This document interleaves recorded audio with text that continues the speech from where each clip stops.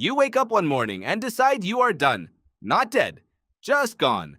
You want to vanish so completely that the people who know your name will one day stand over an empty casket and cry real tears for someone who is still breathing. That thought has crossed more minds than you think, but only a handful of people have ever actually done it, and almost every single one of them ended up wishing they hadn't. His name was John Darwin.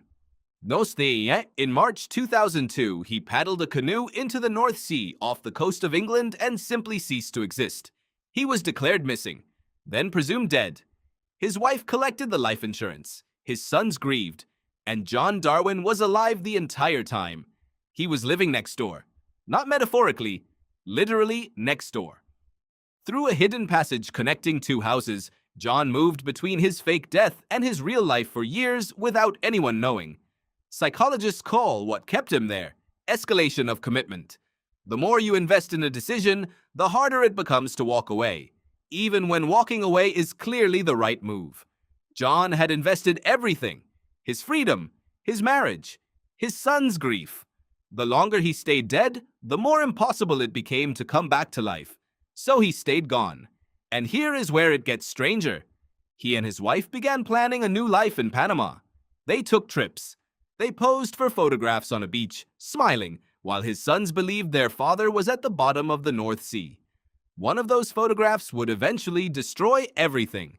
John Darwin was not running from danger. He was running from debt, a modest financial crisis that felt, in the moment, like the end of the world. And under that kind of pressure, the brain narrows, options disappear, and an insane solution can start to look like the only solution. What no one tells you about disappearing is this: you do not just leave your problems behind, you leave your entire self behind. Every version of you that existed in relation to other people dies, and you have to become someone with no history, no roots, no proof that you ever mattered to anyone. Most people cannot survive that. By 2007, 5 years in, he walked into a London police station and claimed he had amnesia. The police did not believe him. Then someone found the photograph from Panama. The lie collapsed in a single image. His sons found out the truth not from their parents, but from a journalist. They discovered via a newspaper that their father had been alive for 5 years while they grieved. John Darwin was sentenced to 6 years in prison. The debt that started everything was eventually resolved. The financial crisis that seemed so immovable always had a solution.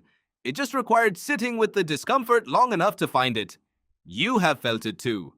A moment where the problem in front of you felt so large that some part of your brain started looking for a door that should not exist. John Darwin walked through that door. And 5 years later, he walked into a police station claiming he had forgotten who he was. Maybe, by then, that was true.